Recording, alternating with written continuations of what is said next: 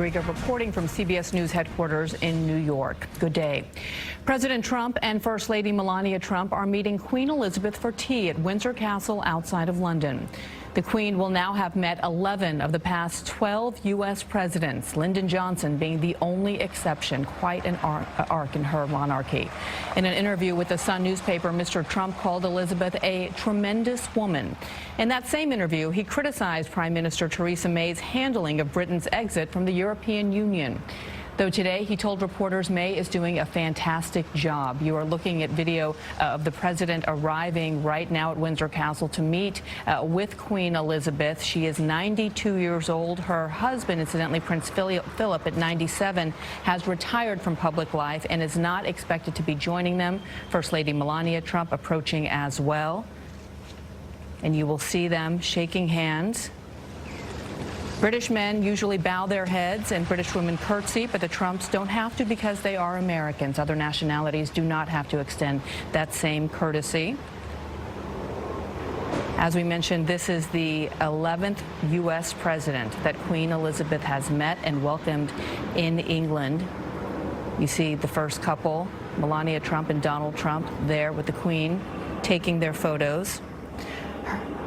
Her Majesty will welcome the Trumps in the quadrangle of the castle. An honor guard will give a royal salute to God Save the Queen, which is what you're hearing now. That will be followed. There you hear actually the U.S. national anthem. The honor guard was already played. Let's take a listen.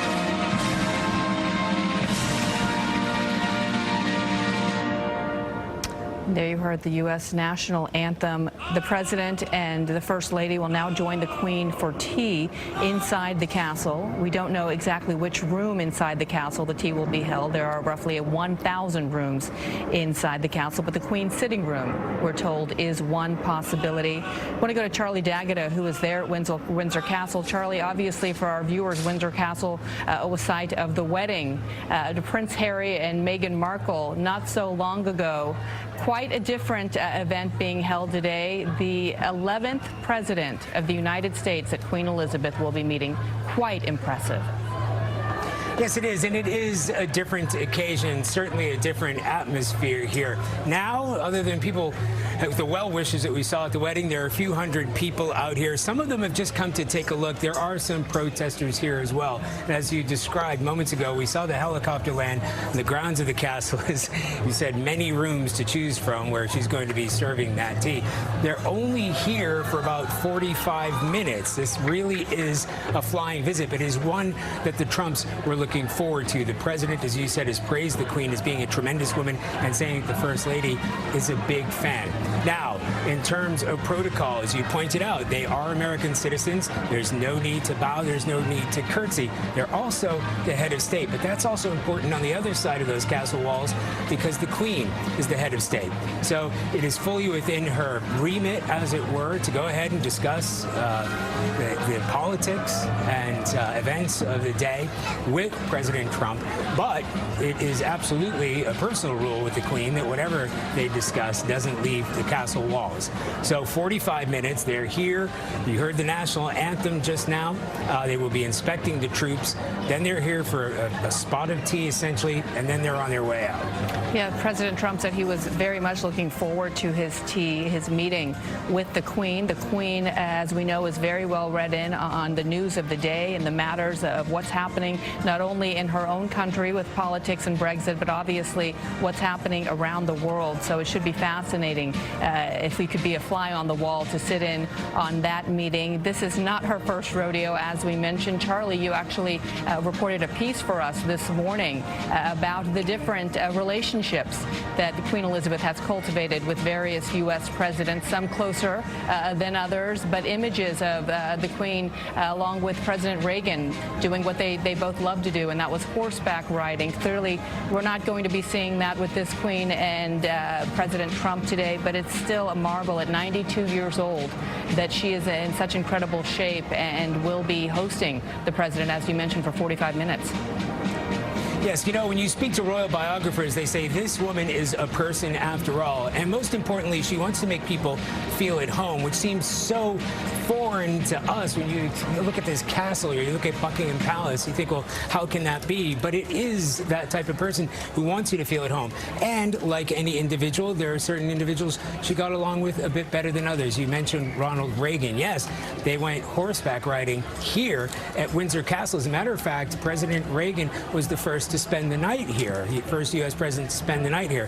So that relationship developed over time. When she went to the United States, she stayed with the Reagans. Also, George Bush Sr., he has visited here. They're about the same age, so they got along well. She took him on a tour of Buckingham Palace, and then he returned the favor, giving her a tour of the White House. She got along very well, famously well, with President Bill Clinton. Now, there's one little aside. When the Queen Mother was still alive, President Jimmy Carter had actually, a bit overfamiliar, had leaned in for a kiss to the Queen Mother. And she actually said afterwards, she said, nobody's done that since my long passed away husband. Yeah, she had a good sense of humor about that. It is fascinating to look back through this history and recall that the first president the Queen met in her life was actually President Harry Truman in 1951. Of course, she was a 25-year-old princess at the time. Her father was monarch. Charlie, we're going to toss back to you, though, as we see them off to their lunch, their tea in just a moment. Yep, 66 years. That's a lot of presidents having come and gone. And what I've been speaking to, the people who know the Queen better than I do, obviously have said she has a great affinity for the United States and always has. Since World War II, she remembers how important as a young person the United States was at the time. And she's always had an affinity and a bit of a loyalty. And of course, it's the most important strategic partnership that Britain has. She is the head of state. She appreciates that and realizes that. So yes, there have been different personalities throughout the years, people that she's got along with better than others. Everybody that I've spoken to said she will get along with President Trump too. Yes, she knows how to handle diplomacy probably better than all. There had been some concern given the president's remarks in an interview that he gave earlier this morning. Given what a busy day it is, we're going to tell you about another developing story here back in the U.S. in Washington. We're going to turn now to the Deputy Attorney General Rod Rosenstein, who's just announced that 12 members of the Russian intelligence have been indicted for hacking into the Democratic National Committee to sabotage election preparations there throughout the elections. Of course, this comes after 13 Russians were indicted back in February 16th.